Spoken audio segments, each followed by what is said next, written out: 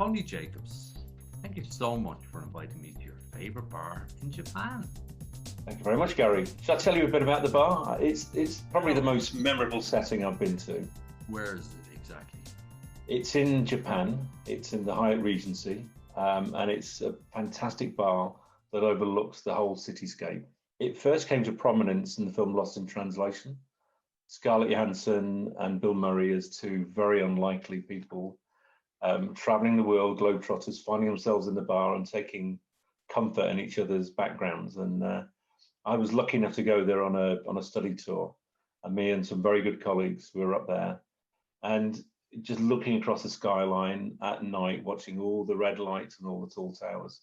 It was a magical setting, and I wouldn't say it's my favourite bar, but certainly the most memorable setting, Yeah. just because it's setting, the scale, the drama, the fact it was exotic in Tokyo.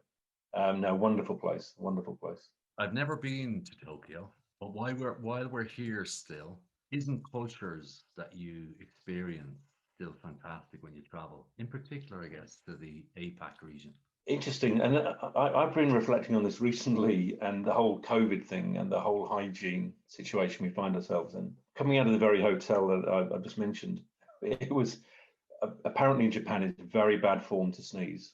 I suffer from hay fever, and of course, every time I came out of the air-conditioned, air-managed environment, I came out, and my inclination was always to sneeze, getting the pollens. It was just coming up to the cherry blossom season. I had this huge sort of theatre every time of just stifling a sneeze and trying not to offend people. And even at that time, this was about 15 years ago, a lot of people were wearing masks even then. And it just made me realise the levels of hygiene. Of course, coming back into London a few weeks later, everybody mixing and mingling and seeing the chewing gum on the streets. Tokyo was spotless, absolutely spotless.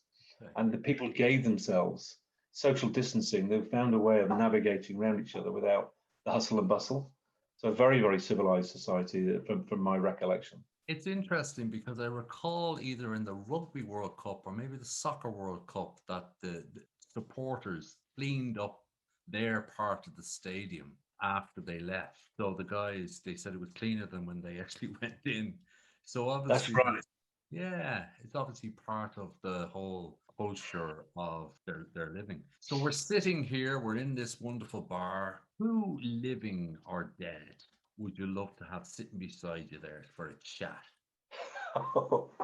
When I'm a huge soccer fan, huge football fan. As you were saying it, the first name that came into my mind, Georgie Best. Georgie Best was my absolute idol when I was a youngster growing up. I couldn't get enough of him. I shared all the highs and all the lows.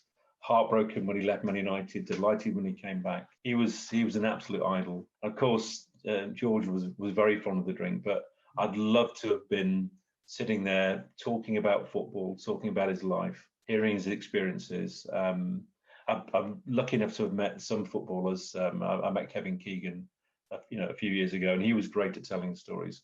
I love talking football, and so Georgie Best would have been, sadly no longer with us, but I'd love to have heard George's stories about on and off the pitch.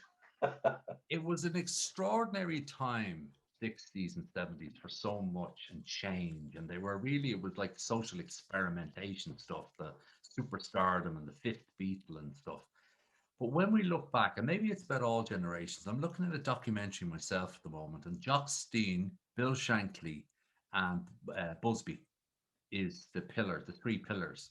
And there's characters, real characters, you know, not the PR'd manager of today. The passion and the knowledge was Yeah. extraordinary to come across. But that was that era. It was an extraordinary era for sportsmen coming through. It's very interesting. I think these youngsters now, and I think this is largely a good thing because George, God bless him, and other Mavericks, as they were sort of subsequently badged, Handballs. Stan Bowles, Tony Curry, Alan Hudson, all these flair players, they lived a very, very hard life. So I think a lot of the youngsters now, the education, the diet, they are being much better looked after. Even more recently, Gaza, some of these guys have really gone off the rails. So I think sport has done a great job of giving these guys a much more shape and structure. Mm. But if you listen to some of their answers to the questions they get, very, very scripted. And I think you don't see the real characters coming out now. So I think in many ways it's good that they look after themselves, but let the characters flow. And, I'm old enough to remember the FA Cup finals, when at the end, the guys would came on and would just speak any old gibberish, clutching a bottle of milk. because the Milk Marketing Board has sponsored the cup. Just crazy times. So different from the world we see. You're so right. They used to go in and the lads had all talking about personal hygiene. They'd all 25 of them in the same bath. Oh dear me. Anyway, it's it just shows.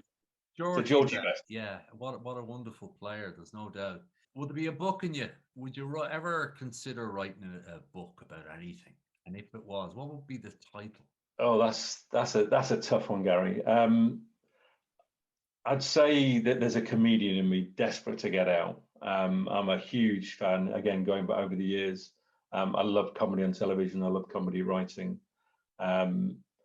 A sharp wit. So I think there's something in me that, given the time, given the space, I'd love to write comedy. So you may recall Spike Milligan back in the day. He wrote some absolutely hilarious books.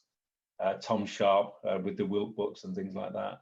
Again, hilarious, farcical, nonsensical writing. But there's what I do is a very serious job, and I'm a very serious professional. But inside, there's just a zany character trying to get out. So some humorous writing with definitely satire. And when you look at the likes of Spike Milligan and even the Goons and maybe the Monty Python type stuff, you often miss the brilliance of the social commentary that's so subtle that you got to watch it 3 or 4 times and somebody nearly has to tell you what you're looking for. But that obviously is a brain. There's a brain working on a number of levels. I mean, even Spike Milligan, I might have it wrong. I told you I was sick. Is that his? That was his epitaph. I told you I was. I told you I was ill. I told you I was ill. Yeah. That's on his gravestone. When you think of most people lived between X and Y and established this and fought in this war or whatever, I told you I wasn't well. I mean, that in itself. We've been watching as a family. I'm sure a lot of families are doing the same. Is the classic binge watching. So we have watched the whole of the American Office series end to end, and that is great observational humor. I think they took on a great idea from Ricky Gervais and have made that into a completely different series. So that's tremendous, and things like that. I'd love to be sort of doing that kind of script writing as well, and so a book or maybe television writing if I had time.